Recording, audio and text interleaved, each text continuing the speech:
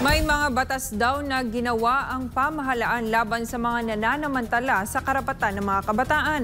Halimbawa na rito ang child abuse o child exploitation. Pero bakit nga ba nananatili pa ring mataas ang bilang ng kaso ng online child exploitation sa bansa? Kung bakit, alamin sa balita ni Sheena Torno. Sa pagtaas ng paggamit ng internet, patuloy na lumalala ang problema ng online exploitation sa mga bata sa Pilipinas. Ayon nga sa mga ulat, maraming batang nagiging biktima ng online sexual abuse sa pamamagitan ng social media at iba't ibang online platforms. Sa datos nga ng Council for the Welfare of Children noong 2022, umabot na raw sa 2.5 milyon ang naitalang kaso ng online child exploitation sa Pilipinas. Pero tumaas yan, ito lamang nakaraang taon na pumalo na sa 2.7 milyon. Aminado si CWC Undersecretary Angelo Tapales na siya ring Executive Director ng ahensya na talamak ang ganitong uri ng iligal na aktibidad sa Pilipinas, kung saan nananatiling hamon pa rin sa gobyerno ang pagsugpo nito. Concerning po siya kasi hindi siya umaalis talaga na problema. And ito pong pagtaas po na ito kasi ay siguro bunsod na rin ng development ng technology ho natin at ng cyberspace. Talaga pong ginagamit po ng lahat yan, masasama at mabubuting tao.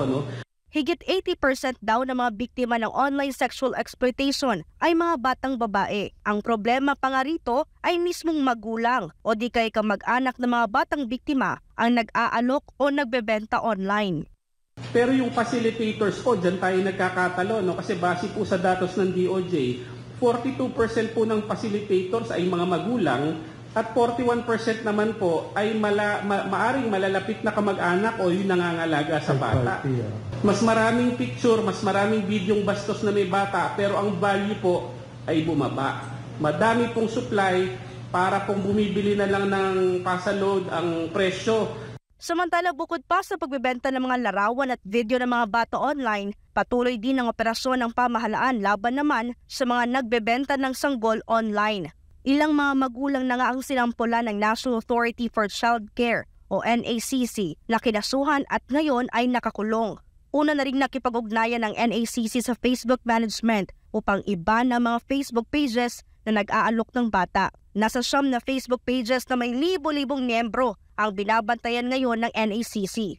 Kabilang na ritong Legal Child Adoption PH, Bahay Ampunan Group, mga wala pang anak na gustong magkaanak page, Child Adoption Center of the Philippines at marami pang iba.